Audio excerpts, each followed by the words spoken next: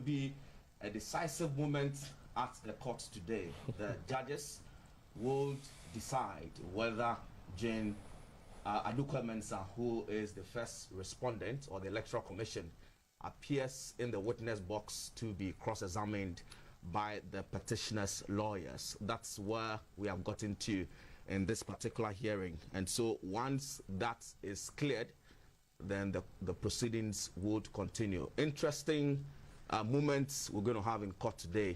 I must say, we are live on Ghana television. We're also live on Facebook at Ghana Broadcasting Corporation. You can join us with your comments and your thoughts there on Facebook and on Twitter. My name is Morris Ogbete, and I'll be doing this with George Sopo. Now, just to take you off where we left off on Tuesday. On Tuesday, we had various legal arguments coming from all the three sides, the petitioners, the first and second respondent, concerning whether the first respondent and the second respondent witnesses actually will mount the witness box. That indication was given on Monday, and allowed the legal or the lawyers to actually put in their argument on Tuesday. Today is going to be the day for us to know exactly what's going to happen, whether the court is going to allow the first and second respondent witnesses to be in the witness box to be cross-examined. That's what today's sitting will be about. Subsequently, whatever decision is taken by the court, we'll get to know exactly what's going to happen. The drill that they usually do is that we'll take you to the Supreme Court, speak to Abdul Haim Mumin together with Edward Nyako, who are our correspondents on the ground there. Then we'll get you back here, have one or two discussions if we have enough time with our usual resource person, Dr. Kwekwajiman Budu, who is with the Gimpa Faculty of Law.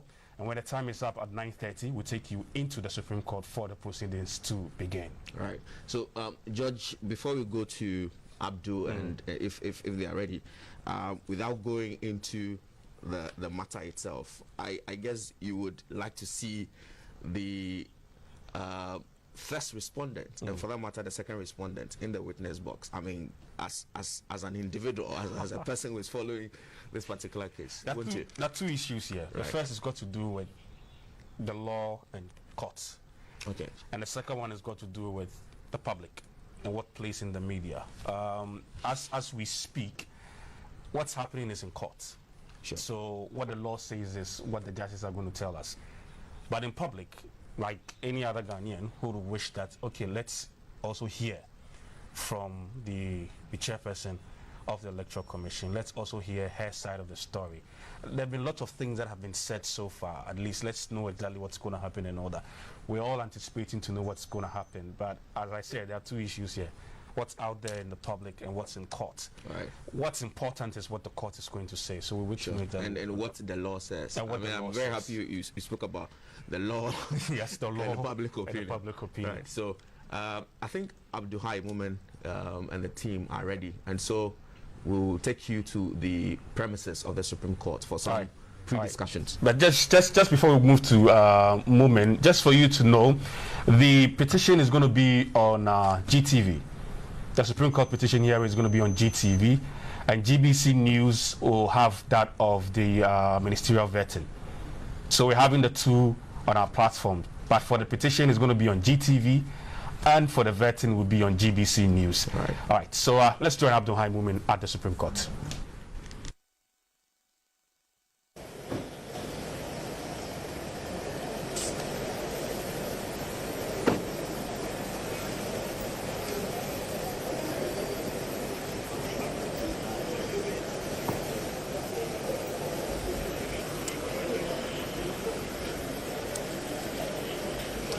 We're coming to you live from the Supreme Court, where many of the interested parties in this case have begun arriving for hearing to begin. You will recall that the last time the court sat on Tuesday,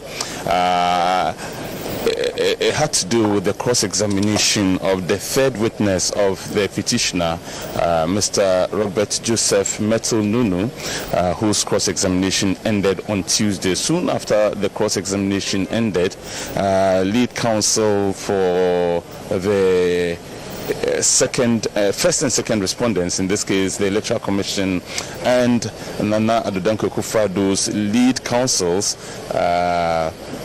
Mr. Justin Amenuvo and Mr. Akutampa, respectively, indicated to the court, quoting from sections of CI, to back their decision not to present any witnesses for moving forward. Their issue was that given the evidence that was given by the three witnesses of the petitioner, they did not find it necessary to present any more witnesses, and that then Mr. Chachuchikata, who is the lead counsel for the petitioner, disagreed and advanced his arguments, and that was how Tuesday ended, because the petitioner and the two respondents, the first and second respondents, disagreed on whether or not there should be a cross-examination of witnesses on the side of the respondents. The court had to adjourn till today in order to make its ruling. A lot more of the personalities arriving in court. Mr. Gabi Asari Ochiridako is a leading member of the New Patriotic Party. He has just come.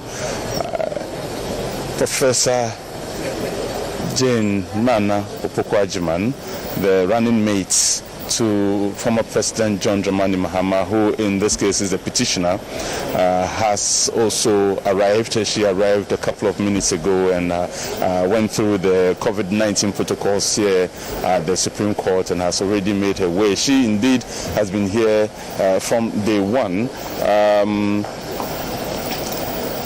Mr. Elvis Efri Ankra is a leading member of the NDC, is former Minister for Youth and Sports as well. He's also just come and going through the COVID protocols to get into the courtroom, where sitting is scheduled to commence in a few minutes from now. But here we find the arrival of the Deputy Chairperson of the EC, Dr. Bosman Asari, in wait for the Chairperson of the EC, Madame Jane Mensah, to step out of her vehicle and also go through the protocols before they get into the courtroom for hearing of the ruling to begin. What's not clear is whether or not, whichever way the ruling goes, if the court will continue to sit or it will be adjourned immediately. That remains a matter that we are yet unable to tell which way it will go. But what is clear is that this morning the court will give its ruling on whether or not the respondents should present their witnesses to be cross-examined by the petitioner. For those who probably haven't been following this election petition from the very beginning, the presidential candidate of the NDC, former President John Dramani Mahama, is asking the Supreme Court to annul the results as were declared by the chairperson of the Electoral Commission on the 9th of December. And that is what has been going on here. The hearing of that petition is what has been going on here. The chairperson herself has arrived, conferring with deputies and some other leading commissioners, the Electoral Commission. Mrs. Jane Mensah is the chairperson of the EC. Dr. Bosman Asari is one of the deputies. They have just come and they're making their way to the premises, to the courtroom right now. Of course, everyone goes through the COVID-19 protocols as well. So what means is that all is clear now. The lawyers have all arrived. They arrived much earlier, and so have all the judges also. What we await now is the ruling. and the ruling has to do with a matter that on the surface appears very simple, but had to take several hours of debates and arguments in court by the two respondents, lead counsel for the two respondents, Mr. Justin Amenuvo and Mr. Akoto Ampao, debating with Mr. Chachuchi Kata as to why they would not present witnesses to be cross-examined. The court had to adjourn till this morning to come up with its ruling. Whichever way it goes, it is still unclear if immediately, for example, if the court decides that the respondents must present their witnesses to be cross-examined. What is not clear is if that cross-examination will proceed immediately. Should the court then dismiss the application for cross-examination of the witnesses of the respondents? Again, what is unclear is the next step that will be taken. All these decisions remain in the hands of the judges, and whatever decision is taken, we will ensure that we break it down once again to your understanding. But again, a quick background to why we are here in the first place. President Mahama, after the 2020 elections and its declaration thereof, has petitioned the Supreme Court to annul the results as were declared, because there were some anomalies, and according to the petition, of course, Mr. Frank Davis is one of the lead counsels for the second respondent.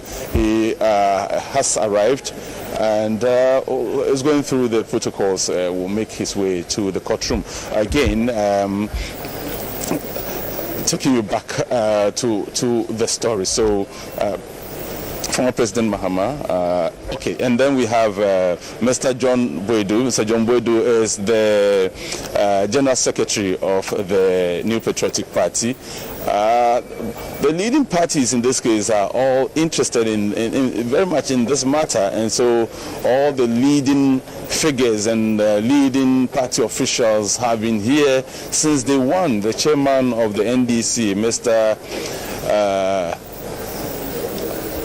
Ampofo, as well as the chairman of the MPP, Fredibly, have all been here from day one. And talking about leading figures in the party, there we have Mr. Johnson Esedun Ketia, the General Secretary of the MPP. Of course, he was the first person to witness for the petitioner as well.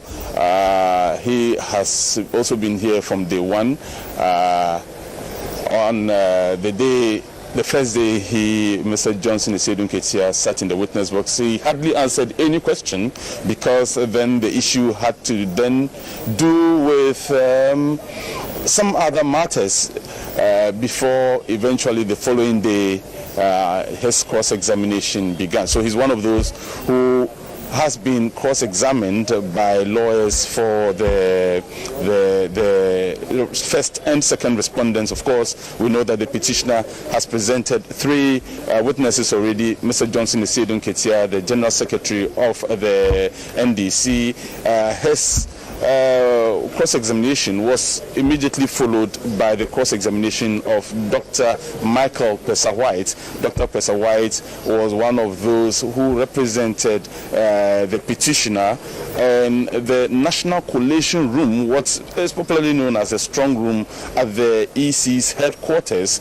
And during his cross-examination, he kept referring to statements, reports that were given to him by Mr. Robert Joseph Metal Nunu, who was with him in the EC strong room representing the petition, and that made it necessary for Mr. Robert Metal Nunu, Joseph Robert Metal Nunu, to also be invited to be cross-examined.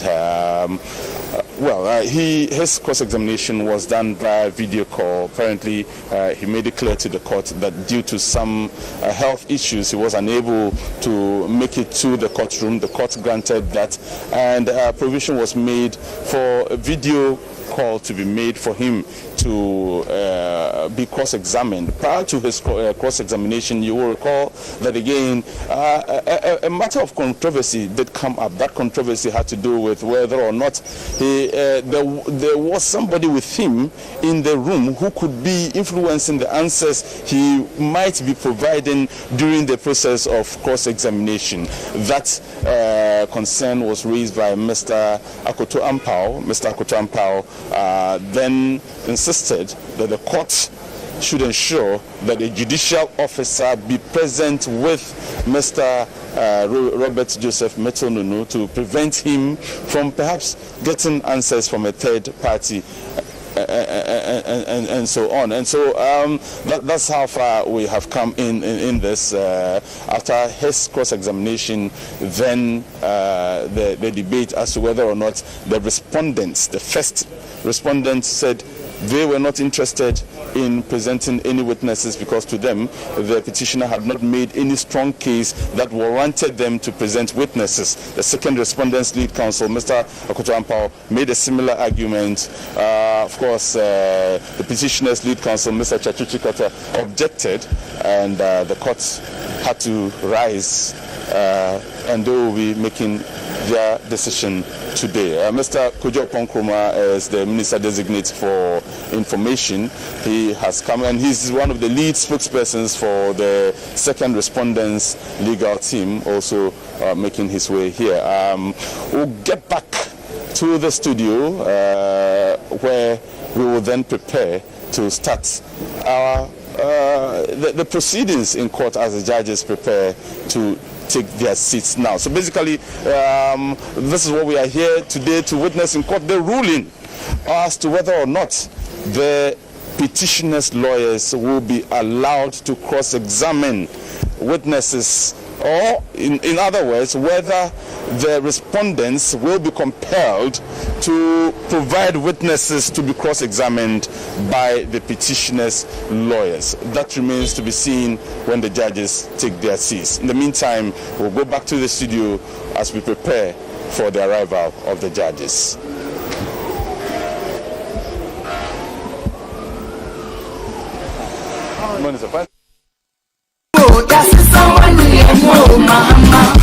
That was Abdulhai Mumina after Supreme Court. I said now we're waiting for the justices to take their seats, then we'll move you back into the Supreme Court for the hearing to begin. But just again, for you to know, we're going to have two broadcasts. First, it's got to do with the Supreme Court hearing, which is happening now on GTV. The second one, it's the ministerial vetting that will start at 10. That's going to be on GBC News. So we're not going to have the Supreme Court hearing on both GTV and GBC News. GTV will be doing that of the Supreme Court hearing, and GBC News will have the ministerial vetting. The Supreme Court hearing will also going to be live on Unique FM 95.7 and across the 16 regions of this country on various regional FM and community radio stations. We're also going to be on Facebook, Ghana Broadcasting Corporation, on the internet, gbcghanaonline.com. Quickly, let's move to join our resource person, Dr. Kweku Ajiman-Budu, who is a law lecturer. He's also the head of Law Center's Gimpa Faculty of Law. Doc, good morning to you. Good morning, George. Hope you're good. I'm good. You just left out the fact that I'm also a lawyer. Okay. Okay. He's also a lawyer. So Dr. Kweku Ajiman-Budu, he's a law lecturer, he's a lawyer. Okay, you don't have to. All right, thank you very much for joining us. Briefly, whatever happens today, it's going to be the ruling. Do we know what could happen afterwards, after the ruling? No, I mean, until the Supreme Court gives its ruling, it's difficult to tell what's going to happen. And because we don't want to speculate or preempt anything, we can't say that this is what's going to happen or this is not what's going to happen. What we can say is that we know the stage in which we are, that essentially the petitioner has closed his case, and the respondents also decided that they were closing their case. And usually in civil proceedings, when defendants or a plaintiff closes their case and the defendants also close their case, what is left is for them to file their addresses, which is written statements that they in closing, where they want to persuade, or they will try to persuade the court on the basis of the facts of the Doc, case. we have to leave it here. I'm sorry about that. We have to leave it here. Quickly move to the Supreme Court. We'll get back to you. So let's go over to the Supreme Court. We'll be right back.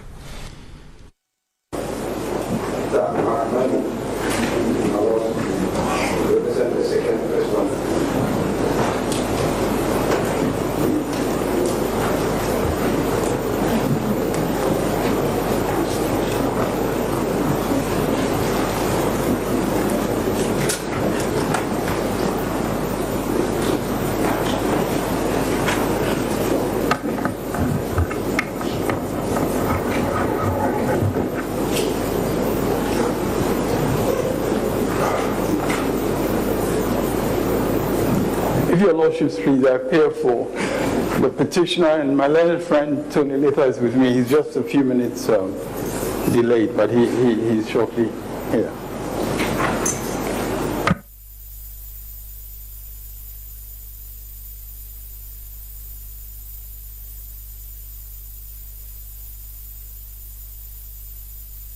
May it please my lords, Justin Amenuvo appears for the first respondent, with me, A.A. Somoa Asamoah. Why have you been hiding there, Alexander?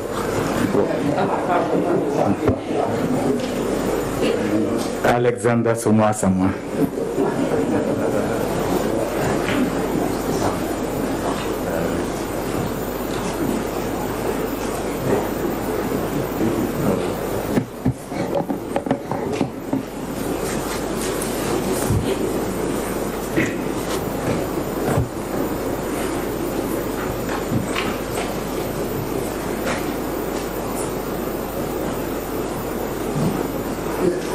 If it pleases your lordships, Akoto Ampa for the second respondent.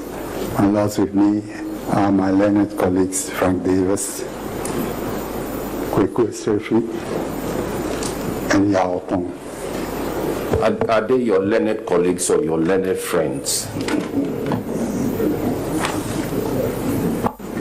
As your lordship pleases. No, let me know. What was the right terminology? Is it learned colleague when you are announcing? Learned friends, my lord.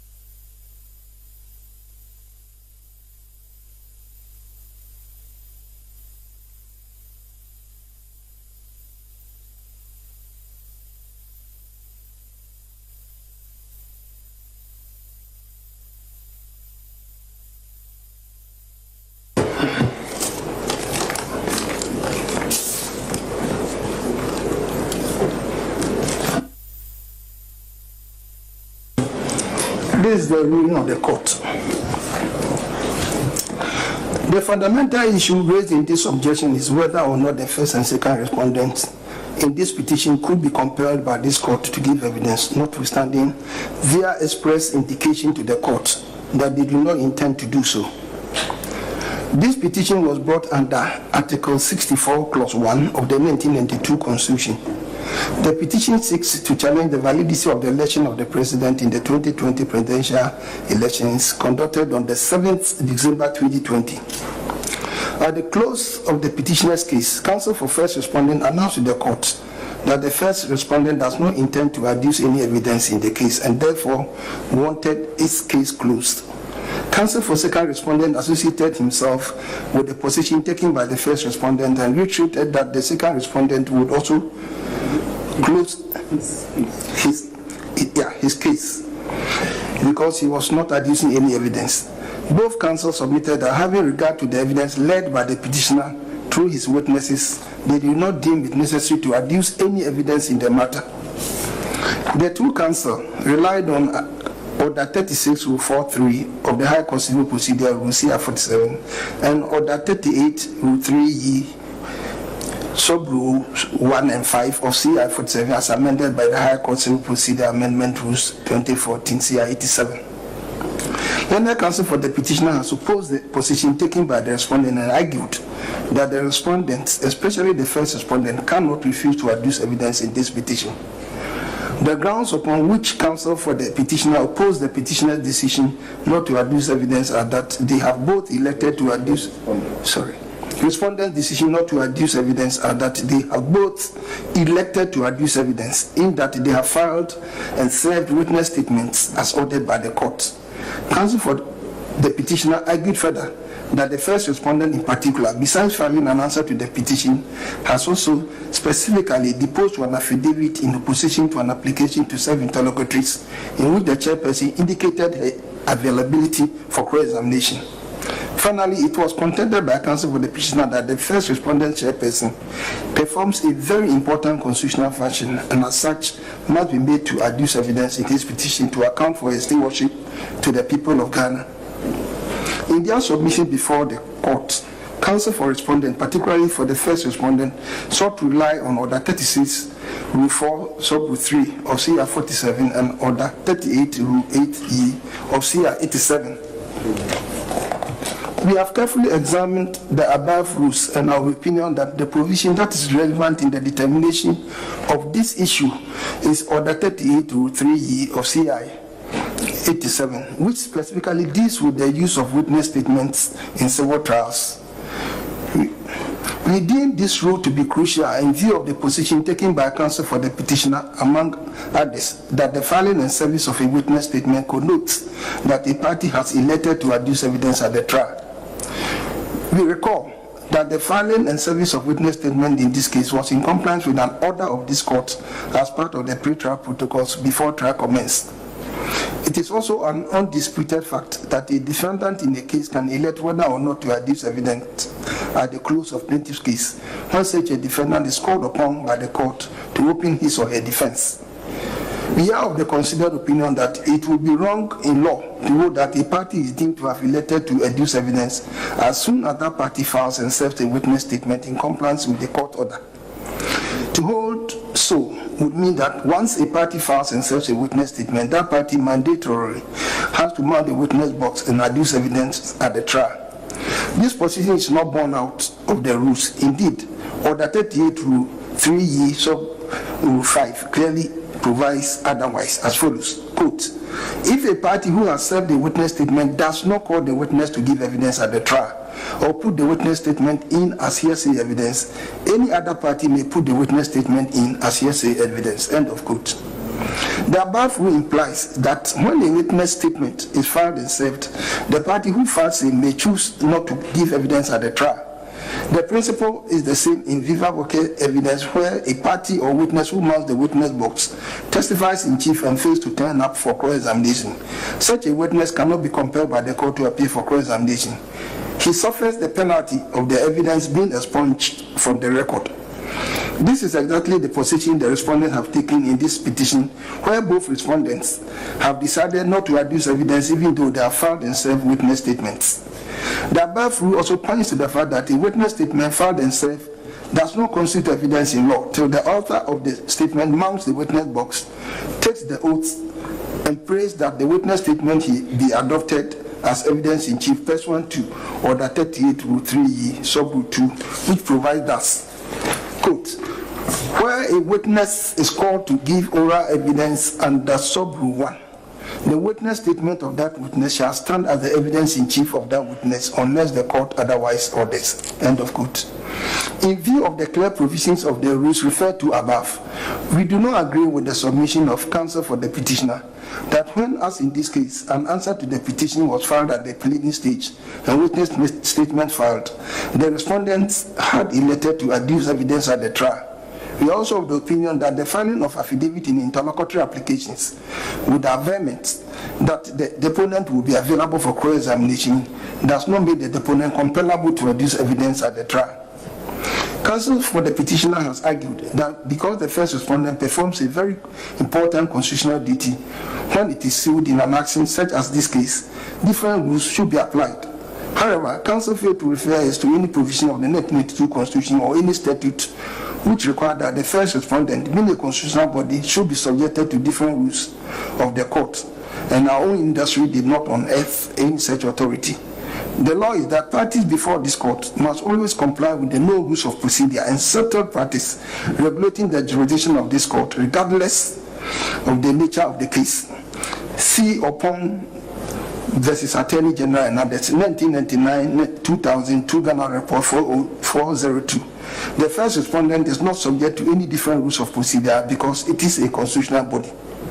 The evidential burden imposed by law on a person seeking to challenge the presidential election results has been settled by this court in the 2013 election petition case entitled Akufo-Addo and others versus Mahama and another, 2013 Supreme Court of Ghana Report, Special Edition, page 73. Thank you.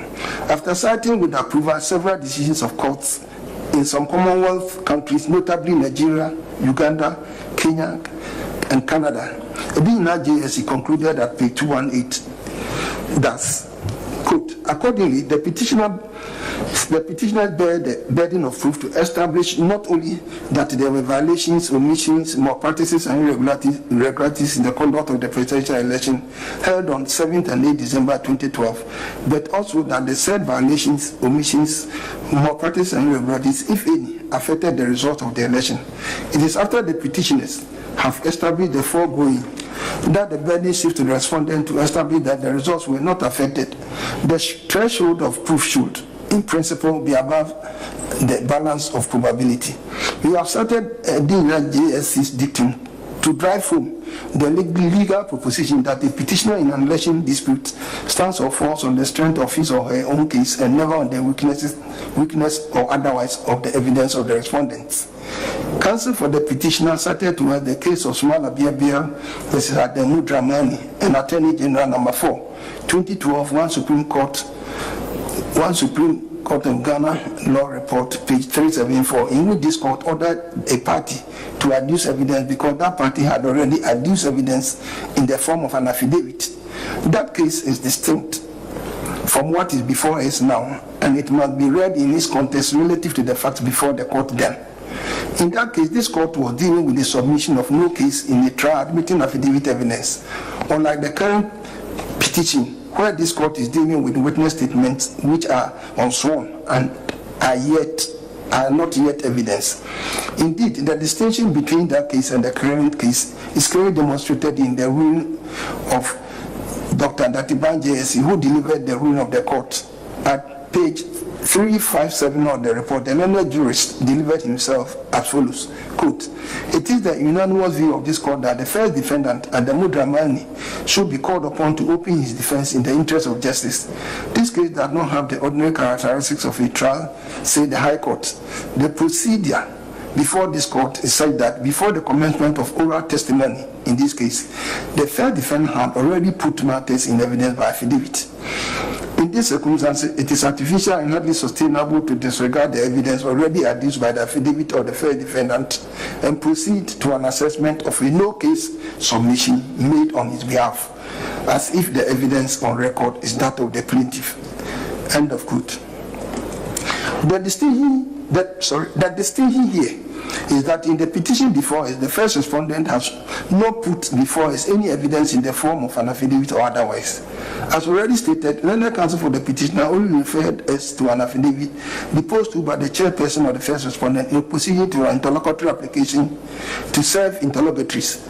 That affidavit is not evidence in this petition to enable us compare the first respondent to mount the witness box to be cross-examined. The Small Abiabia case is clearly distinguishable on the facts and the law. Now, besides the rules referred to in this ruling, we take notice of the well-settled practice that a plaintiff in the case has a right, that a defendant in the case has a right not to adduce evidence after the close of a plaintiff's case.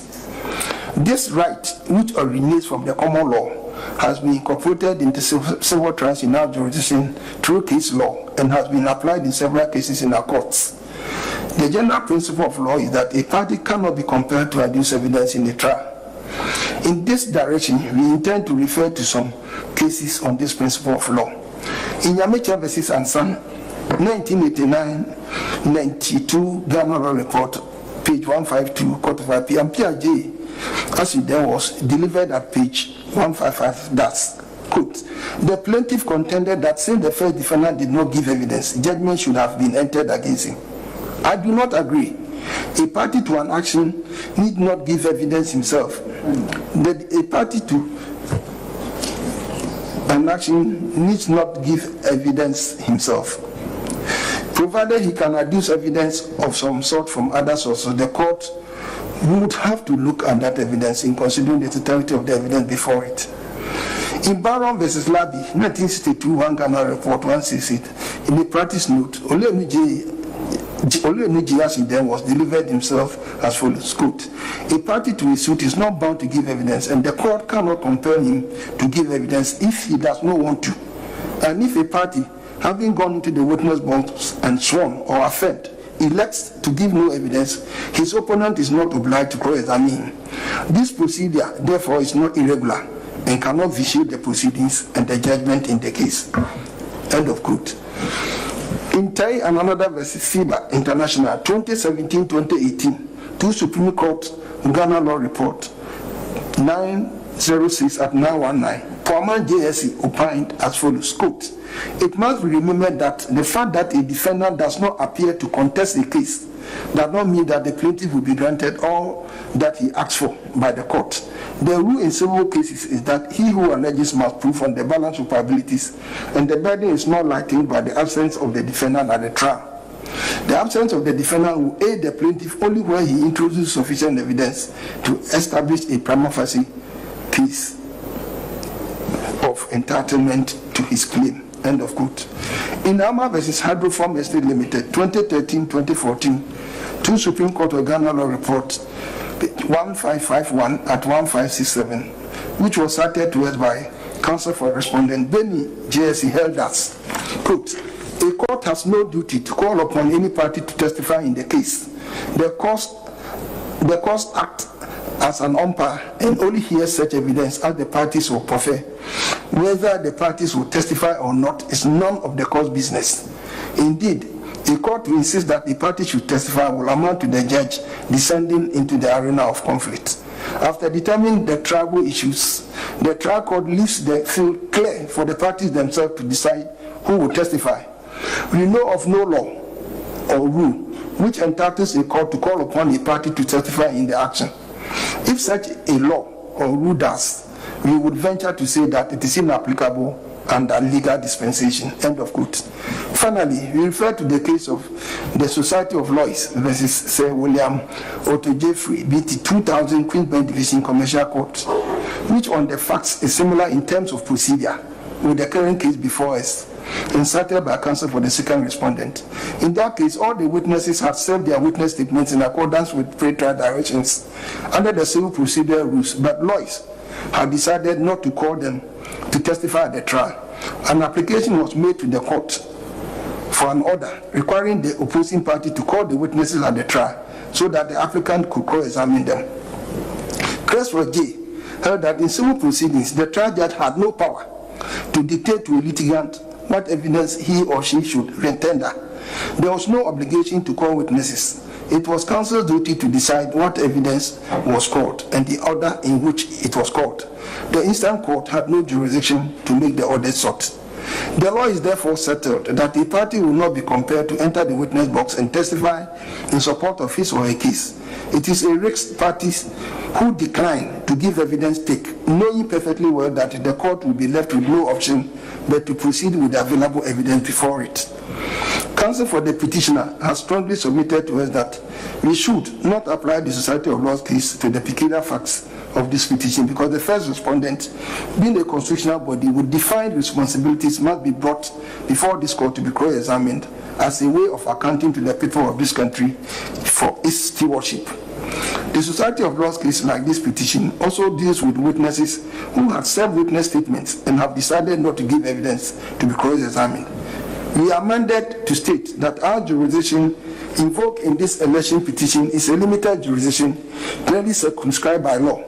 We do not intend to extend our mandate beyond what the law requires of us in such petitions brought under Article 64, Clause 1, challenging the validity of the election of a president.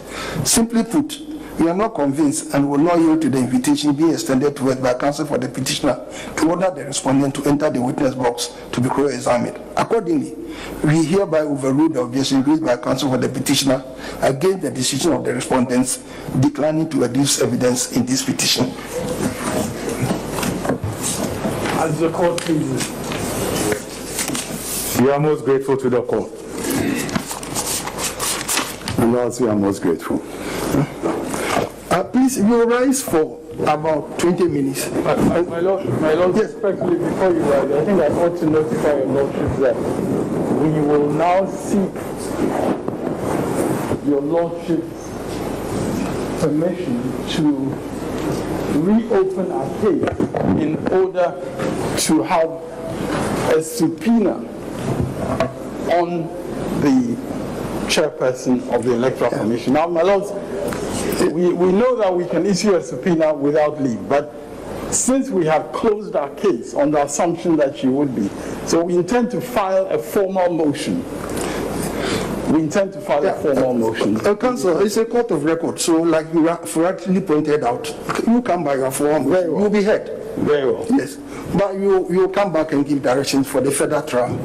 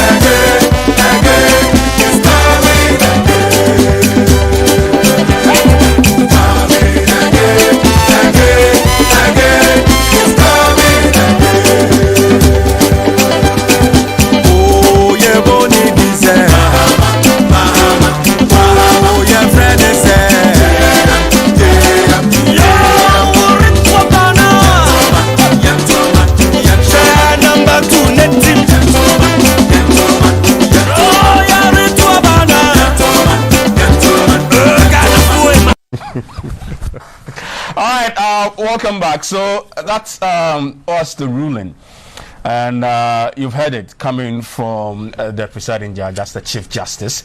The witness for the second respondent is not going to mount the witness box. Again, for you to know that the Supreme Court hearing is live on GTV, and Ministerial Vetting is also live on GBC News. Sure. So the Supreme Court hearing is live on GTV.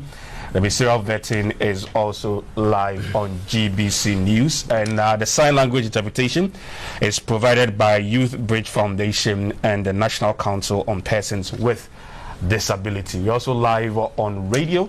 We are live on Unique 95.7 in the Greater Accra region, and live across the 16 regions of this country on our various regional and community radio stations, and on Facebook, Ghana Broadcasting Corporation. The judges have just risen for just 20 minutes. We'll see how best we can work with that 20 minutes and take you back to the Supreme Court.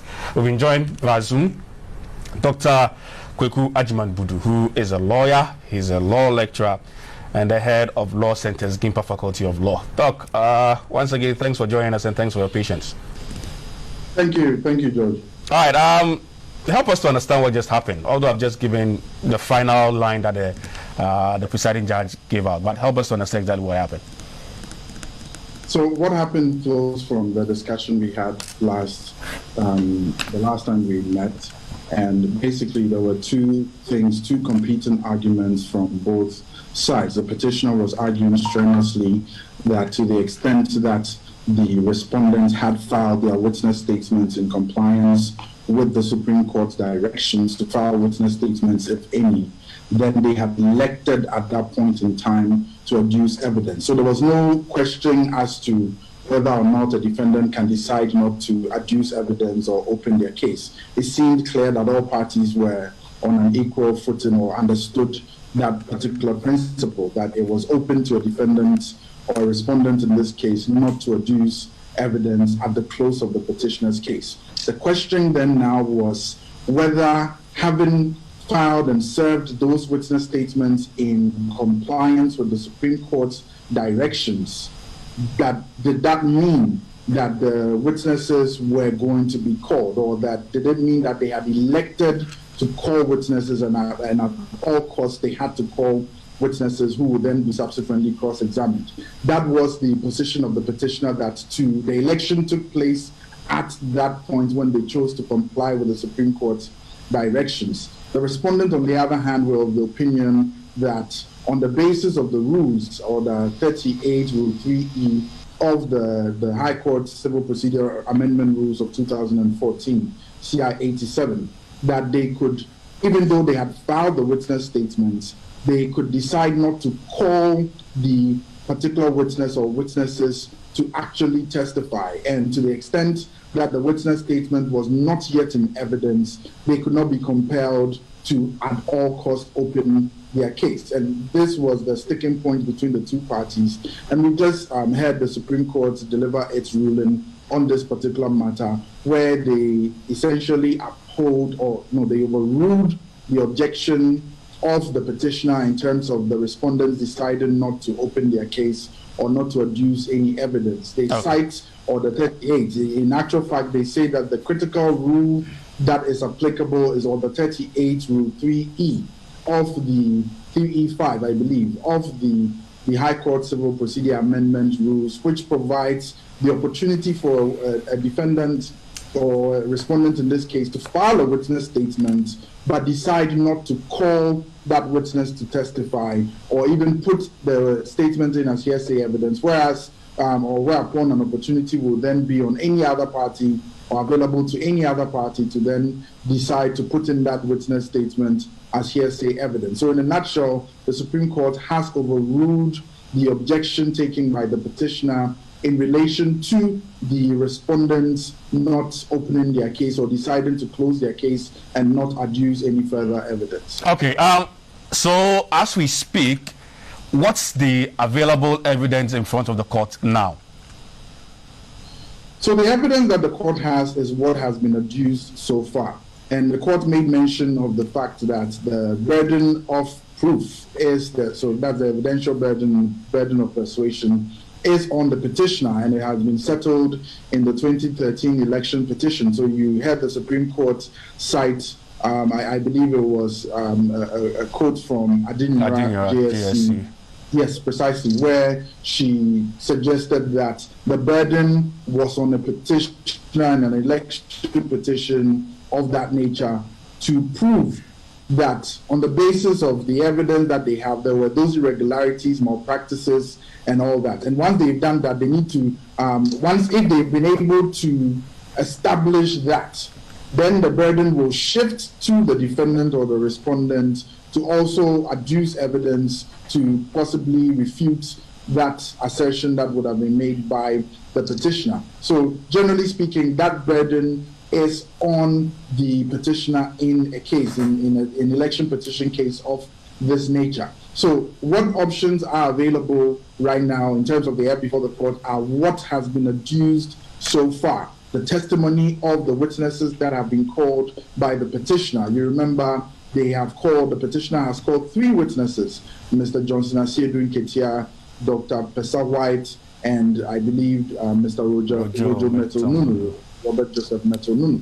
So, and through their testimony, evidence has been adduced. They've tendered in evidence of some sort in terms of some documents that they wanted to put on record, some videos as well, and things of that nature. So the totality of the evidence we have right now is what we have been witness to so far when the petitioner opened their case. So that is the evidence before the court right now. Okay, just give me about 2 or 3 seconds, or even 5 seconds, for our viewers and also listeners to know that we are live on GTV with this Supreme Court hearing. That's the petition. For the ministerial vetting is live on GBC News. Ministerial vetting is live on GBC News for the Supreme Court hearing, which is happening now. So the pictures you're seeing now on your screen is coming from Parliament, which has got to do with the ministerial vetting, which will take you over. But for now, on GTV is the 2020 presidential petition, which is currently going on. And there's a break for just 20 minutes. Morris. All right. So we still have Dr. Ajimambudi on the line. Doc, so apart from the 3 witnesses who have come to witness on behalf of the petitioners, the petition itself that was filed by the petitioners, is it also in evidence? Is that evidence? So the petition contained pleadings, the allegations or the allegations of fact that the petitioner was making, that this and this happened, and that the chairperson declared in error, or there were errors, and all those kinds of things. So those are the pleadings that they specifically put in their petition. And as we've explained before, those pleadings are, in pleadings, you're not supposed to generally plead law. Of course, you can plead a point of law as to jurisdiction and all that, but generally speaking, you're supposed to plead facts. And after you have pleaded your facts, when you open your case, you will then adduce evidence that will support those facts or substantiate those facts. So that's why there needs to be a connection between your pleadings and the evidence that you adduce. And that's why we've seen in these proceedings that the court has struck out certain pleadings or certain allegations, for instance, not pleadings necessarily. If you look at the witness statements that have been put in and the testimony of the witnesses, we saw that, for instance, with Mr. Johnson Asiedun Ketia, there were certain statements in his witness statement that were objected to, that the court struck out, and on several, or for different reasons, one of them being that they were not pleaded to, or they are not supported or grounded in the pleading. So the testimony that your witness is going to give is supposed to help you substantiate the pleadings that you would have made at the beginning of the case in the petition. So there has to be a connection between the evidence or testimony of the witness that you have called and the pleadings that you have made. So that connection will help you establish or substantiate the facts that you are alleging. And so that is what the petition is. The petition itself contains the facts that you are alleging or the pleadings in your or that you have made, and you need to then call witnesses or adduce evidence through those witnesses to substantiate those facts. So the pleadings on their own is not evidence. It is the testimony of your witnesses and the evidence that is adduced, which is connected to the facts that you have pleaded. That is what helps you substantiate your pleadings or your facts. All right. So now that the Supreme Court has told us that by filing the witness statements at the case management level by the respondents did not constitute an election to adduce witness, and for that matter, present their witness to be cross-examined. Now, by way of education, at which point would they have been bound, to, as it were, adduce evidence? At which point? At no point, and for the simple reason that the defendants in civil suits reserve the right whether to call witnesses to testify on their behalf. And it goes to the issue of burden of proof in civil cases, which is on the balance of probabilities, that you, the one alleging that or suing someone or bringing a case against someone seeking specific reliefs, there's a burden that is on you in the first instance, and that's why the 2012-2013 election petition was cited. There's a burden on you to adduce evidence that substantiates the allegations that you are making. And if you are able to do that, then the evidential burden may shift or can shift to the other party or the defendant in that particular suit, then to also call evidence. But even in that case, the defendant can decide that they won't adduce any evidence. They are not.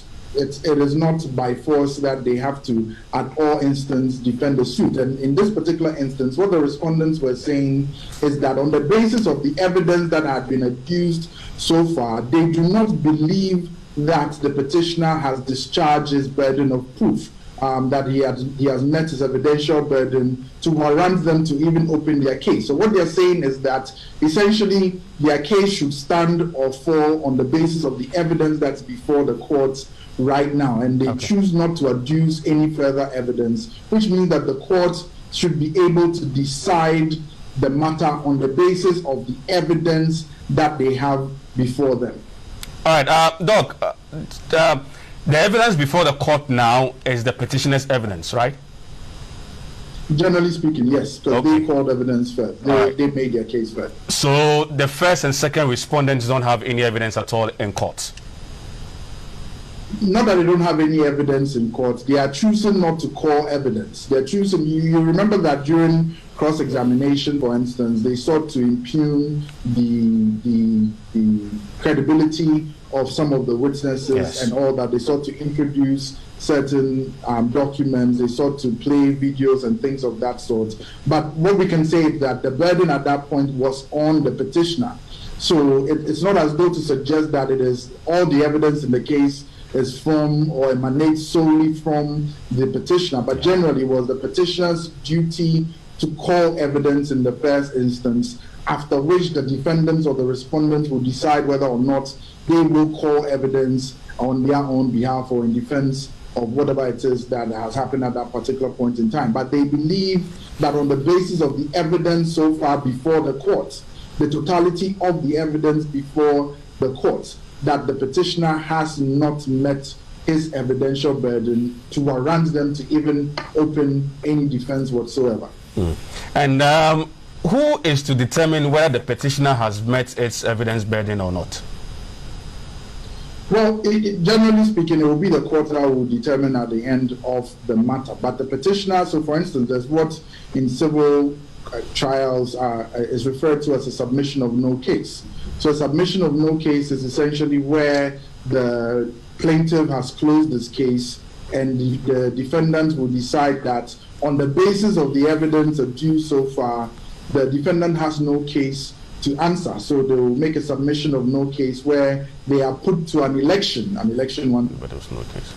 Again comes in here. They are put to an election to either stand or fall on their submission, which means that if their submission of no case fails, then the matter ends there, and then except of course if the court decides otherwise. So it is possible to say on the basis of everything that you've done, I don't think you've discharged your evidential burden, so I won't even bother to open evidence, and I'm making a submission of no case. The court should decide on the basis of the evidence that has been adduced so far that generally has come from your end. It is not unusual for that situation to occur in civil trials of this nature.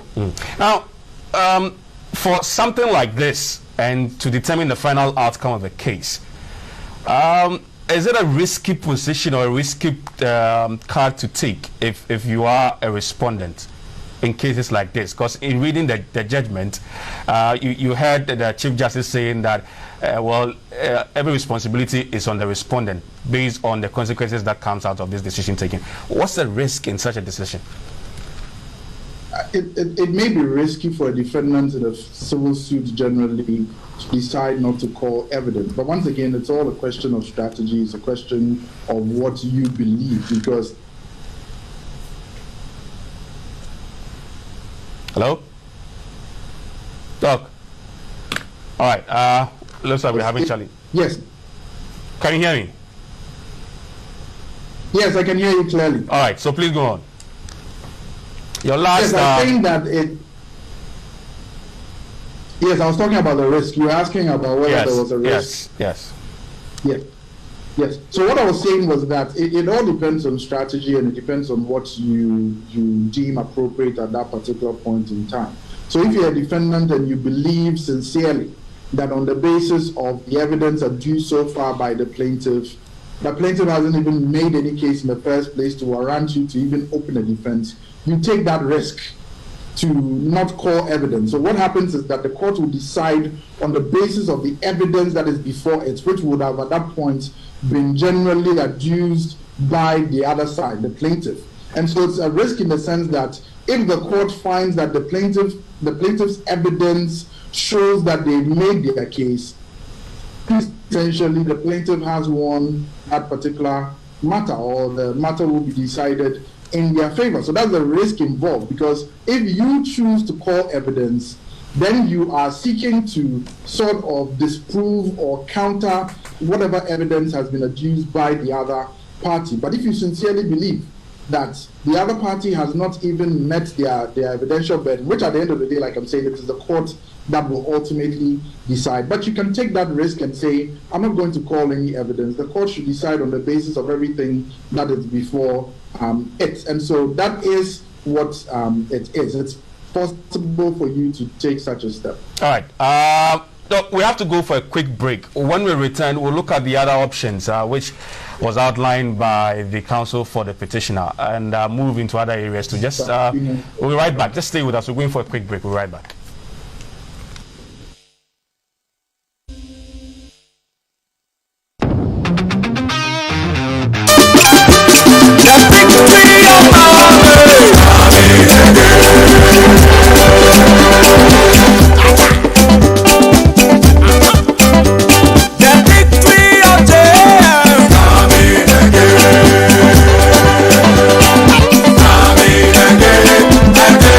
Again,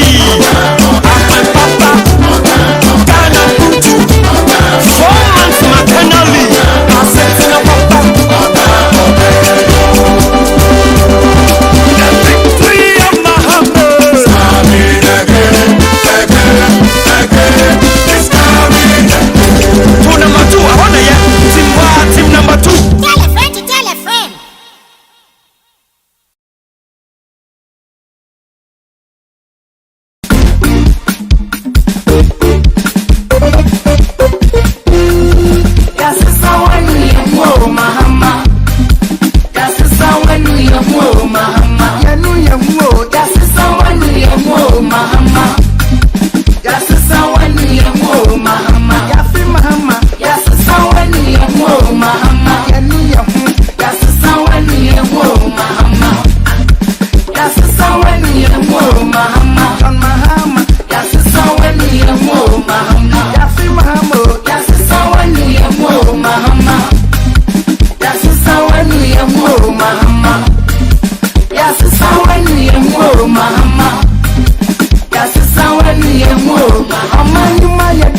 Yasasawani yamu mahama. Yasasawani yamu mahama. Yasasawani yamu mahama. Yasasawani yamu mahama. Sankofa inchi John Mahama nepe Sankofa inchi John Mahama nepe Sankofa inchi John Mahama nepe Sankofa inchi John Mahama nepe Sankofa inchi John Mahama nepe Sankofa inchi John Mahama nepe Sankofa inchi John Mahama nepe Sankofa inchi John Mahama nepe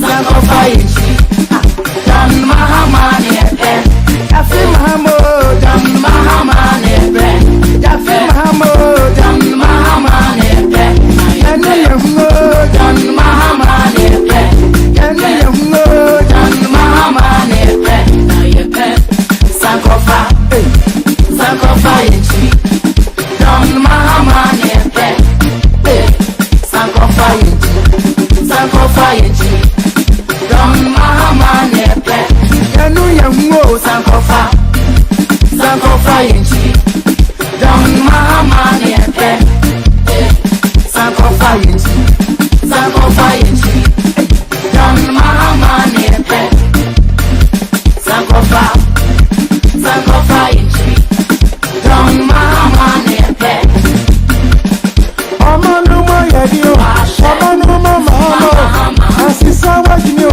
Ama odinada John Mahama nepe Yanu yamu Mahama nepe Kama waribe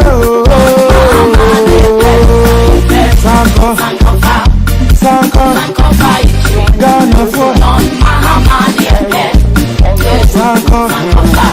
subpoena addressed to the chairperson of the Electoral Commission of Ghana. And we believe that those processes are necessary processes that would have to be heard and determined in this case. We also intend, subject to receiving a copy of the ruling that you delivered this morning, we also intend to apply for review of that ruling. And that application, we believe, would also have to be heard in order. Very well, my lords, we're drawing your attention to it because we believe your lordship should take that into account in whatever directions you give. We do not think that it would be appropriate for us to have to be bringing applications for stay of proceedings and so on. I mean, we can do that, but it may be better to avoid going through all those different processes if your lordships would allow us the opportunity to file and have those processes determined. With all due respect, we cannot prevent a party from filing processes. When a process is filed, the court will come and hear it. Whether it is a review, whether it's stay, whether it's an application to reopen the case or whatever, you will come and hear it. But these are the directions. Yes, by court. By the ruling just read, the respective cases of the first and second respondents are deemed closed. This court hereby orders that the parties hearing should simultaneously file their respective closing addresses or submissions on or before Wednesday, the 17th of February 2021. The petition is hereby adjourned to the 18th of February 2021 for counsel in this petition to highlight on the written address or submission so far for the petition to be adjourned for judgment. So we will come here on the 18th of February. Yes. Yeah.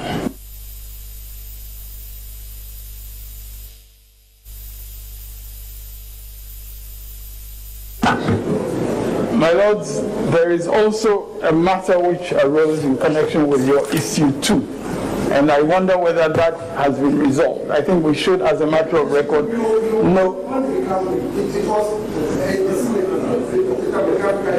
My lords, when we come when?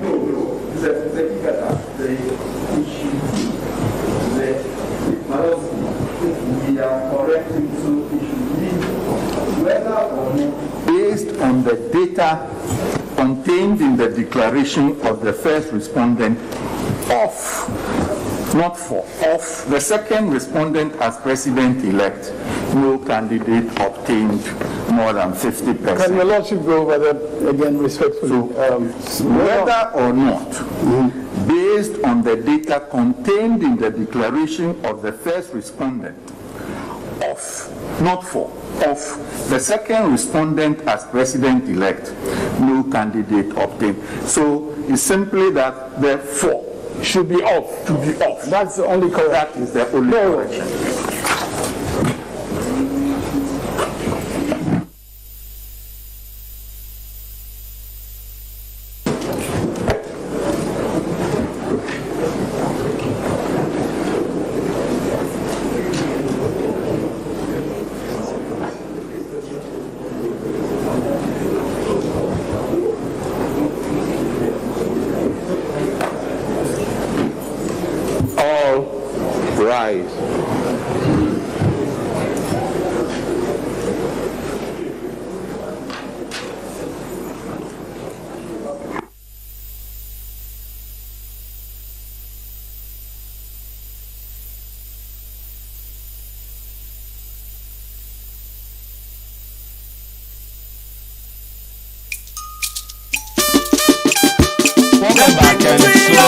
We're going back to court on the 18th of February.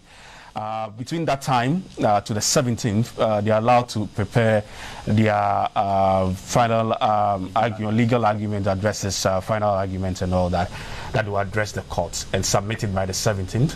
And then the 18th, the court will sit. But before that, you heard counsel for the petitioner raising a couple of issues that they wish to file an application for review of the ruling, an application to reopen the case, and also to subpoena the chairperson of the Electoral Commission. And that's what just happened. Right, but the Supreme Court has given indication that even though the petitioners have indicated that they would like to open their case, the two cases have been closed accordingly. Yes, for the first and second. The three, actually. Sure, I mean, the cases have been closed accordingly. Yes. And so we'll wait till the 18th and see when the petitioners bring their application for a review of this particular ruling, and also an application for an opening of their case, and also to subpoena the Electoral Commissioner to appear in the witness box. That might even be before 18th, though. Okay, that will be before. It might be before 18th, sure, because the court said that for them, I mean, they're there. If you bring in application, they can't stop you, but they can actually hear. Right. Let's move on to talk to Dr. Kwekwajiman Budu, and he's joined us back. Doc, are you there? Yes, John. Yes. Yes, I'm here, John. Okay. Before we went for the break and before we went back to the Supreme Court, I said that we'll be looking at the options given, especially stated by the petitioner or the petitioner's lawyer. First of all, if someone closes his or her case, on what basis can the person reopen the case? I mean, as the court rightly pointed out, they can't decide for the parties what types of applications they can bring before the court or not. Their role is to adjudicate once applications are before them. So if parties have closed their cases, like I was saying earlier on, you may seek the leave of the courts. And for instance, if we can just give an example, in terms of the witness statements, we know that a witness statement is not evidence until the person who filed that witness statement has been put in the box, or the person who signed that witness statement has been put in the box. But we also know from the Supreme Court's ruling today that the party who files a witness statement can decide not to call that particular witness to testify. And if they decide so to do, either they can also decide not to also put in the witness statement as hearsay evidence. It will be open to the other party. So plaintiff, for instance, in a civil suit, may then probably, if they've closed their case, may then seek the leave of the court to reopen their case and try to tender in that witness statement through maybe one of their previous witnesses as hearsay evidence. So that would be an example of a situation that can happen even though the case has closed. But once you rightly know that an application will have to be made and the court will have to grant leave for so doing. Okay, all right. And like we stated earlier, that hearsay evidence is not admissible. Generally speaking, hearsay evidence is second-hand evidence, not admissible, but there are exceptions to the hearsay or the rule against hearsay evidence, and this is one of the exceptions where a witness files the witness statement but is not called to testify and does not put it in as hearsay evidence. The other party can put that witness statement in as hearsay evidence because it is not the testimony of that other party's witness, but the other party's witness is putting it in as the testimony or the statement, let me put it that way, that was made by a potential witness. And because it is not first-hand, and because that person who filed that witness statement is not available or is not being called to testify so that he can be cross-examined, that statement can only be put in as hearsay evidence. So that would be one of the exceptions to the rule against hearsay evidence. There are other exceptions, lots of exceptions, actually. Admissions, for instance, confessions, I believe, and other exceptions exist in terms of hearsay evidence. All right, and the counsel for the petition also talking about subpoena. Exactly help us to understand this process too and what it means. What, can you take that again? The counsel for the petitioner talked about an application also to subpoena the chairperson of the Electoral Commission. Help us to understand what this process actually means. So that's one of the questions that people were even speculating about even before today's ruling. And so it's a discussion of subpoena, what a subpoena is. And even it goes beyond that to even the issue of compellable witnesses. So a subpoena is simply a document or an instrument which is issued by a court to summon an individual or a person to appear in court proceedings, either to testify and or produce a document which is in that person's possession. So if you look at the Courts Act, for instance, Section 58, I believe, of the Courts Act of 1993, Act 459, it provides, and I'm trying to paraphrase here, that in any proceedings and at any stage of the proceedings, a court, either on its own motion or upon an application by a party to the suit, may summon a witness to attend, to give evidence, or to produce a document in the possession of that particular person, or even excerpts from that document. But this is subject to the applicable enactment or irrelevant rule of law. And so what this generally means is that it is generally possible for a court to summon a witness or witnesses either on its own, so the court will exercise its power suo motu, or upon an application that is made by a party. But we need to note, most importantly, that this is discretionary according to Section 858 of the Courts Act. It's discretion. That's why it says the court may either on its own motion or upon an application of a party. So it's not necessarily as of right. So such summoning of witnesses in relation to proceedings, if it's before the High Court, for instance, if it's a matter before the High Court, and assuming an application of this nature is made and is successful, what will be done is that it will be done pursuant to Order 38 Rules 10 to 13, I believe, of the High Court Civil Procedure Rule CI 47 of 2014, where a request has to be made for the issuance of the writ of subpoena from the registry of the courts from which you seek that writ, or from which that writ is to be issued. And once this is properly done, a writ of subpoena ad testificandum ducis tecum will then be issued in the prescribed form. I believe it is Form 14, which can be found in CI 47, and it shall then be sealed, and it shall be served personally on the person to whom it is addressed within 12 weeks, I believe, from the date of issue of the writ. So it seems. Now, let's briefly hold on here. We'll go back to the Supreme Court for the press conferences organized by the two political parties, the NDC and the NPP. So let's go back to the Supreme Court and hear out what the two parties are going to say. That's the NDC and the NPP.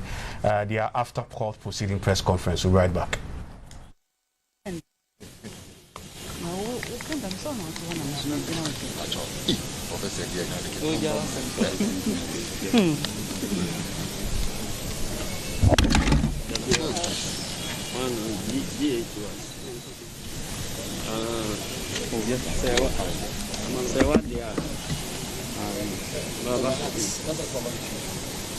Baba, you do the trade.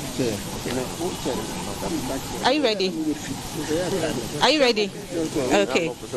Good morning, ladies and gentlemen. Well, I don't see any ladies. Okay, so good morning, gentlemen. I believe you all followed the proceedings today, and of course, starting from Monday. On Monday, the petitioner closed his case after calling 3 witnesses. After closing his case, the respondents, per their counsel, informed the court that they had elected not to mount the witness box. What this means is that, or what that meant was that the chairperson, Jean Mensah, and the representative of the second respondent, Mr. McMenu, were not going to mount the witness box to testify and be cross-examined by counsel for the petitioner, Mr. Chikata. You will all recollect that they had filed witness statements in the case. So naturally, counsel for the petitioner opposed this request or application by the respondents on the grounds that not only had they filed a witness statement, but by 2 affidavits by which they opposed our request for them to answer interrogatories and for them to produce certain documents. The chairperson particularly had said that she'd be available for cross-examination. Now, the petitioner's point was that under the specific rule, Order 36, they had elected by this particular conduct to adduce evidence in court, and therefore it was no longer open to them to tell the court that they were not going to give evidence. Of course, on Monday you heard the superior compelling arguments by Mr. Chikata, and of course you heard the wishy-washy, insipid arguments by the respondents. Nevertheless, the courts have ruled in favor of the respondents, saying that they do not agree with us, that even though this is the EC, a constitutional body, the same principles that are applicable to ordinary people should be applicable to the Electoral Commission, and therefore they were upholding their request not to mount the witness box. Subsequently, also heard Mr. Chikata.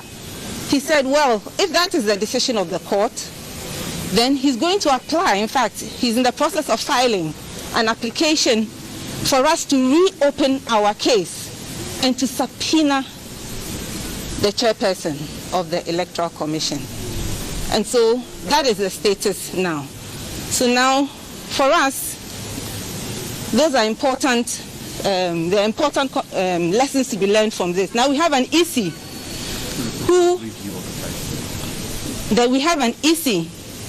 who, when a request for information was served on them in the past.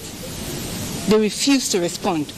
We have an EC who was requested to answer interrogatories. They refused to respond. We have an EC that was served with an application or a notice to admit facts. They refused. We have an EC that was asked to produce documents relating to the election. They also refused that. That's the kind of EC we are dealing with. I mean, where are the principles of accountability? When is this EC going to be accountable? Any questions?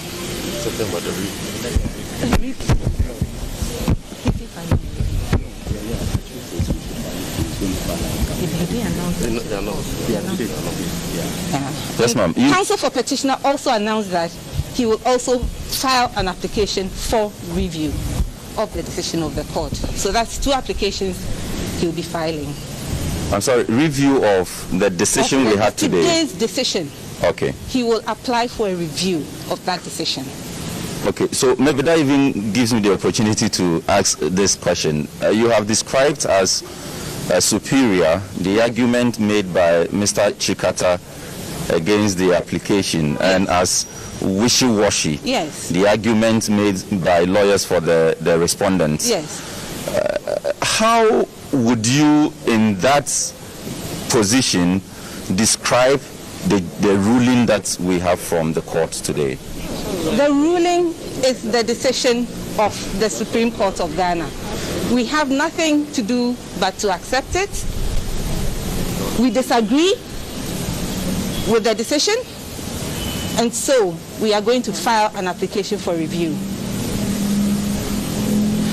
Madam, now that the court has set the 13th for all parties to submit their addresses, now that the court has set the 13th for all parties, 15th for all parties to... Okay. You file by 17th and your addresses, and the court comes back on the 18th. We know, as you said, you made an application or filing, you are going to file an application for a review, file another application for your case to be reopened. When you write your addresses and it's brought before the court, what becomes of these 2 applications, especially the one for you to reopen your case? Because then by the time your addresses would already be provided to the court. And what's next is that the court gives directions or a date for ruling. Well, you heard his lordship. He said that nobody can stop us from filing an application. When an application is filed by a party, the court will deal with that application. And so we expect that the Supreme Court will take into consideration all these issues when dealing with the application. Thank you very much, Madam. The Supreme Court was very clear in its ruling. It said that... I can't hear you. I'm saying the Supreme Court was very clear in its ruling. It said that a petitioner in an election petition case stands on its own strength. And that is the respondent's witness. Is that what you sought to do?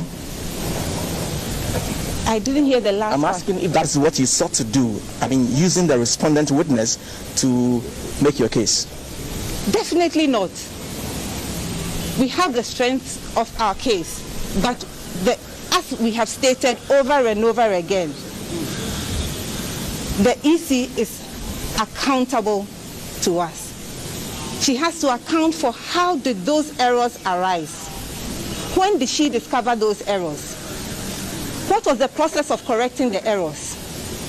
We've seen for some regions there are different summary sheets, different collation sheets. How did that come about? Who's going to answer this? Apart from that, remember that the petitioner is not the returning officer. The petitioner does not declare results. It is the EC that, or the chairperson, that declares results in presidential elections. Does that answer you? My question is a follow-up to my brother's question. In giving their responses as to why the first and second respondents will not let their witnesses come to the box, the reason they gave was that the petitioner had not made a case strong enough to warrant them presenting any witnesses. That's not what the Supreme Court. I didn't hear the Supreme Court say that. Well, I would like you to give me your understanding of what but that's how I understood it. I never heard them. I never heard them say that. That was what the lawyers, the lead counsels for the respondents, first and second respondents, one of the reasons they gave was that the petitioner had not made a case strong enough to warrant them presenting witnesses in the box. If that's not the case, I would like a response from you as to what you understood. As simple. If we disagree. Well, because then my question would have been... You heard counsel for the petitioner on Monday, and we disagree with that position, that the evidence that has been given points simply to the fact that that declaration of 9th December is null and void. None of the two candidates got more than 50% of the valid votes. There's only one declaration, 9th December declaration. So the petitioner... There were purported corrections.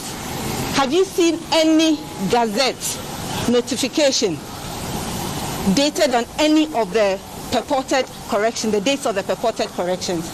There is only one, 9th December, and the CI 135 talks about a declaration of 9th December. Okay, so then, Honorable, if the petitioner does not get the chairperson of the EC to respond, does that then make your case a dead case? Because you seem to insist that she must, by all means, respond to certain questions. And we will insist. We'll cross that bridge. But I believe that the petitioner has made, we are convinced the petitioner has made a case. Well, so the question is, if you are very sure in your case, why then the insistence on the EC entering the dock? Why would you not just allow the court to rule on what evidence has been availed to it so far? I can't hear you. I was saying that if you believe in the petitioner's case, why then the insistence on getting the EC, the chair of the EC, to enter into the dock? Why not just allow the court to rule on what matters? Why don't we allow...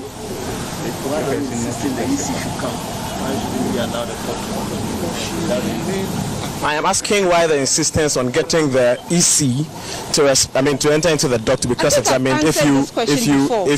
if you are sure about the petitioner's case, why not just allow the court to rule on your case so far, since the respondents are withdrawing from? That there are questions that we put to her that only she can answer. Nobody else can answer. Irrespective of what case we have put before the court, there are questions in relation to this case that she alone must answer. All right. You keep saying that you are depending, or you're not depending on the witnesses of the respondents. We are not what? And that you have your own special case. Can you tell us the exact case you are standing on to deal with this petition? Have you seen the reliefs have you read the reliefs? Yes, I am saying that you just said that you are not basing, or you are not even expecting the witnesses to make a case.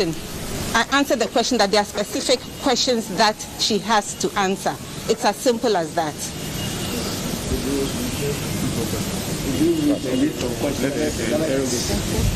Let's do some 5 minutes.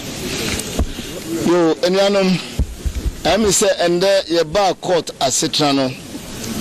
As someone at the court and impa or say Ubua and say, a year my major mensa or dinner home electoral commission. I was say Oba Adakanum Noba Abeina Nuana. Monim say, Nano Juada. Yema a lawyer for ina kwa mobia kanasem na muina smutie in Samoa eye lawyer chachuchikata odina homa eye petitioner no odi tudwa ewo court ewie chire no ye kani ina bomu na ye baaye no ne court e ka kire ne se oni yen enya adwen se mame no ebeba abetina adakanum na ade a nwoma ne se nsɛm misedi wɔ hɔ a yɛde ato dwa edi kan yɛyɛyɛ yɛbisa yɛ no ɔno a asɛm a ɔde bɛto court anim a wɔdi nsi atakyire ɔse yɛba cross examination a obeyi no yɛsamba yɛ inspection yɛkɔhwɛ nkrata bi mu ɔse yɛba cross examination obeyi no na se yɛdu sɛ brabɛtena adaka no mbisa wɔ a wɔse memma menkɔ adaka no mu nanso court ɛnyɛ bua sɛ ɔno deɛ ɔne wɔm yɛ adwe sɛ maame no mɔnkɔ adaka no mu enti ama yɛ lawyer pani enso de ato court n'anim sɛ ne ɔmo kae no wɔne wɔm nya adwen enti yɛbɛsan ɛde nkrata ba wɔm nim asrɛ sɛ ɔmo nsan hwɛ asɛm no biom yɛyɛ no nso fi hɔ a yɛsan abɛsrɛ court no sɛ ɛsɛn ne yɛ close yɛ case ana yɛwie yɛ case ansa na maame no ka sɛ ɔma adaka no mu nti yɛsan bebie yɛ case no so na yɛsapina no yɛkasa sapina yɛmakɔta hyɛ no sɛ ɔmmra adaka no mu na nsɛm a wɔsɛ ɔyia no ɛsɛ sɛ ɔno nkoa ne returning officer wɔ Ghana nsɛm so yɛbisa no obi ntimi yia no kyerɛ ɔno gyemensa no obɛtumi yia no enti yɛbɛma court ahyɛ no ɛde sapina atoa no akɔhyɛ no sɛ ɔmmra adaka no mu na ɔmmra mbɛyi nsɛm na no enti wei ni nsɛm mmienu a yɛ lawyer for the ato court anim sɛ yɛde ɔmo maame no bɛba adaka mu adaka no deɛ yɛgusu gyina baabi agyina sɛ maame no so twa no okupa no awɔ sɛ maame no ɔba bɛgyina adaka no mu so ɔnyɛ bɔne biara na sɛ ɔmfa biribiara nsie deɛ a adaka no deɛ yɛbɛgyina yɛ nan so sɛ ɔmmra ɛmɛgyina adaka no mu nti baabi agyina ɛne nsɛm mmienu a yɛde ato dwa yi ɛno deɛ akyirɛ ansana MPP fo nso aba MPP fo nso so ɔmo so ɔmo ba no ɔmo bɛyi wɔma no ɔmo mpo ɛno nso so ɔmo ba na ɔmo bɛyi sɛnea yɛyɛ general kɔɛ no ne yɛhwɛ anim sɛ makomani nso bɛba baa me sɛ makomani ɛtwetwe ne nan ase but wo ne ɛkɔsia ne sɛ yɛde nsɛm mmienu ato court n'anim 2 applications yɛde baba court n'anim na nyame yɛ adom a yɛsɛ bie yɛ nsɛm no so na yɛafrɛ maame no na wabɛgyina adaka no mu meda mo ase. Thank you, it's not for me. He left.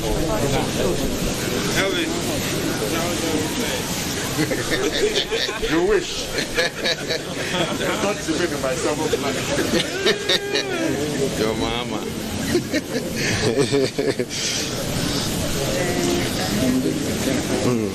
The general.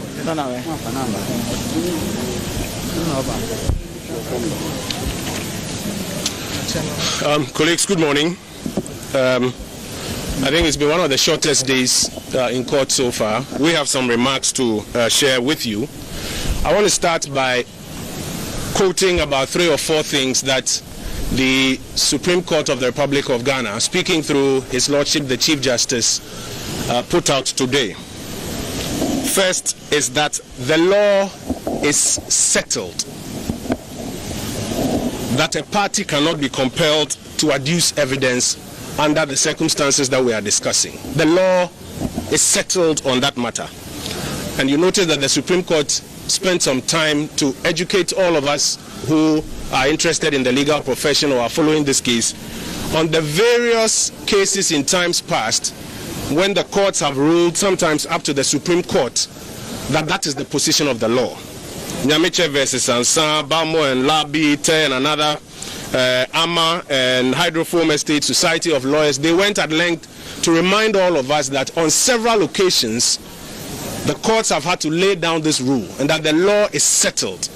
So if anybody comes with some new arguments as though it is a gray area of the law or that it is possible to compel a party to come and adduce evidence in circumstances like this, the law is settled that cannot happen.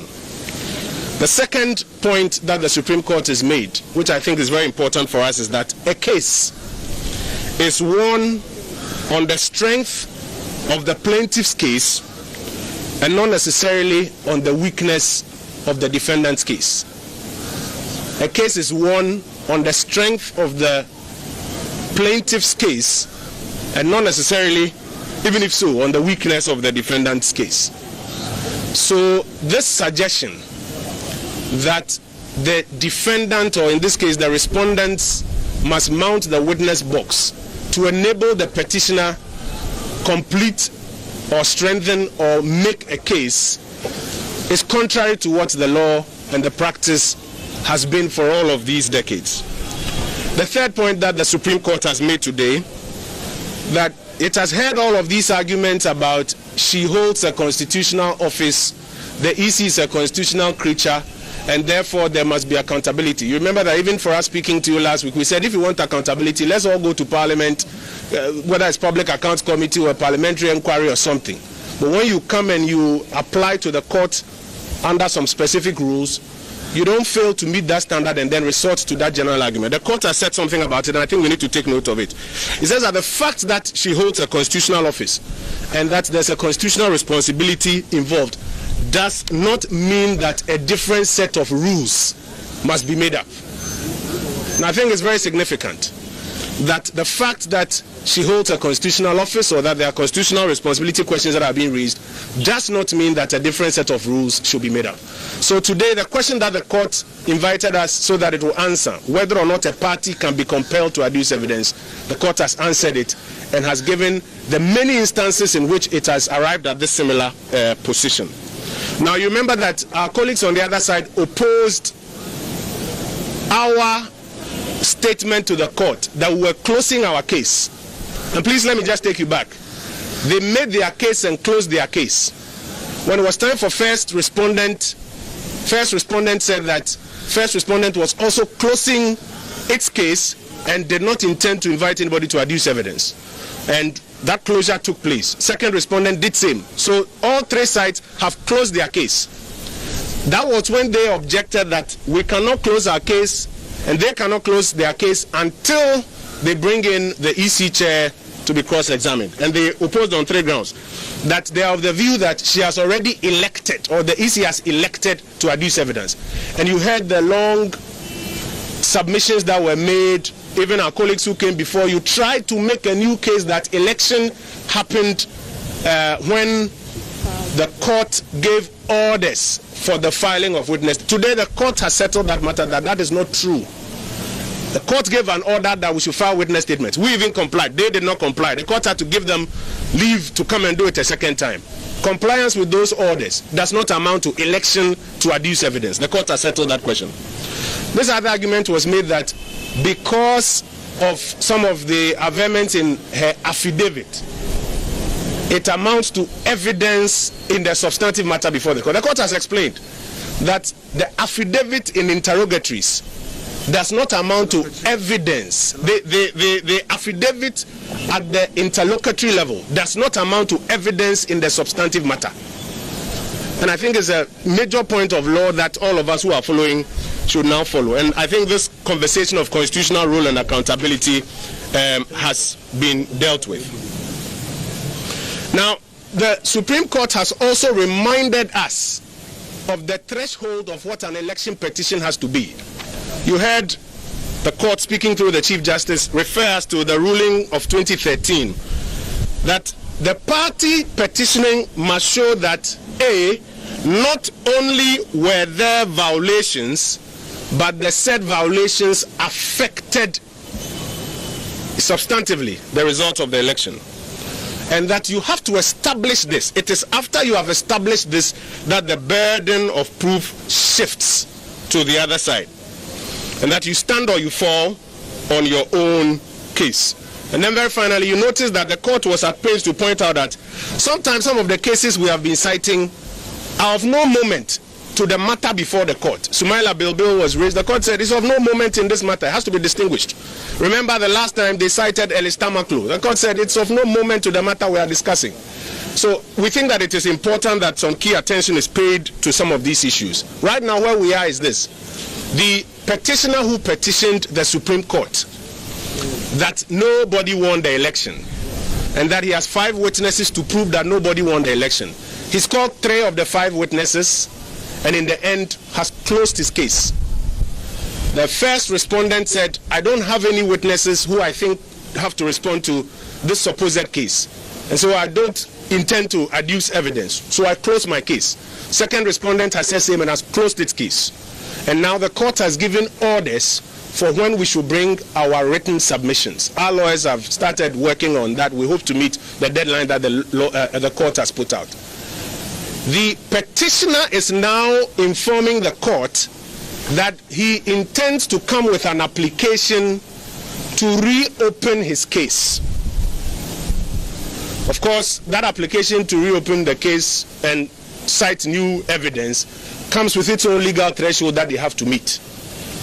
And that if they are successful at that, then they'll be coming with another application intended to subpoena the Electoral Commission chair.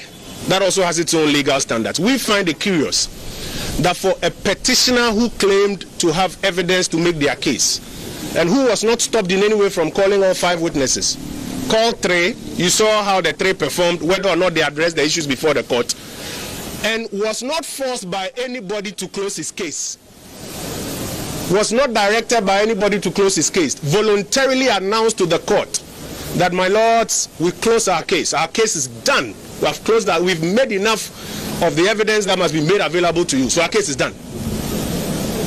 Now is telling the court that he wants to reopen his case after the court said you cannot use the first respondent to make your case. And they are even signaling that if they are successful in reopening the case, what do they intend to do? They intend to subpoena the second respondent. Why? To come and make their case for them. Sorry, the first respondent to come and make their case for them. It is becoming clear, particularly to the NDC supporters across the country who have been believing everything they've been saying along the line. First they said they won, then they changed it to they didn't win. In the last 1 week, right before you, they've been changing the argument that it's a constitutional accountability matter. And it's not so much about who got 50%. My learned senior Dominic Ayine has been saying that before you every day. There is a constitutional interrogation that they need to do. And that is it's a constitutional matter. 3 different cases. They keep changing the goalpost. And that is why you heard the court, I think, refer them to the base on which we're here. So we continue to say that we're in the hands of the court. We will bring in our submissions by the deadline and pray the court to dismiss this petition before it. We'll take your questions. Okay, so Mr. Minister Designate, I'll ask the first question. My name is Wilberforce Asari. I work with Asasi Radio. When the Supreme Court started its ruling today, it started by quoting Article 64(1). Yeah. And it says that this whole case is about this article. Yeah. We've been in court for 14 times, and we've been hearing that this case is about so many things. Why is the Supreme Court saying that this case is essentially about 64(1)? I will borrow the words of my learned senior Dominic Ayine. I think somebody asked a similar question a few days ago, and then he said this is not a debt collection matter. You recall? This is not a debt collection matter. And that this is not a case between some plaintiff and defendant. It's true, he's right. But what it is that this is a challenge to a presidential election under Article 64(1). And the court has explained what that animal is. Now you come before the court and you say, my lord, I'm challenging the validity of person X as having been elected as president-elect and therefore president of the republic. And the Supreme Court has explained what you must meet. The point the court is making is that that is what you came to tell it in the beginning. And therefore, all these proceedings are supposed to be within that confine. They are therefore looking out for the evidence you adduced to make that case. Not this new afterthought argument of accountability, constitutional responsibility that is being made. Accountability, constitutional responsibility is not Article 64(1). It's not, respectfully. Article 64(1) under which they came is to challenge the validity of Nana Addo Dankwa Akufo-Addo having been elected as the president of the republic. But as I mentioned earlier, you notice that they keep changing their position. We won. We didn't win, but nobody won. Now they say it's about constitutional and accountability matters. And to the NDC supporters in particular, your leaders are continuously changing the goalpost and are not meeting the evidence thresholds and standards that they have to meet in. So if the Supreme Court goes back there, we think they are guiding all of us that this is why you people claim you came to court. Let's take within that confines. Thank you very much. If the action of the petitioner succeeds in court, i.e. leave to subpoena an application to reopen case, would you, as second respondent, be compelled to also ask for leave to reopen your case? Well, there are a number of options that are out there depending on the court's rulings as they come.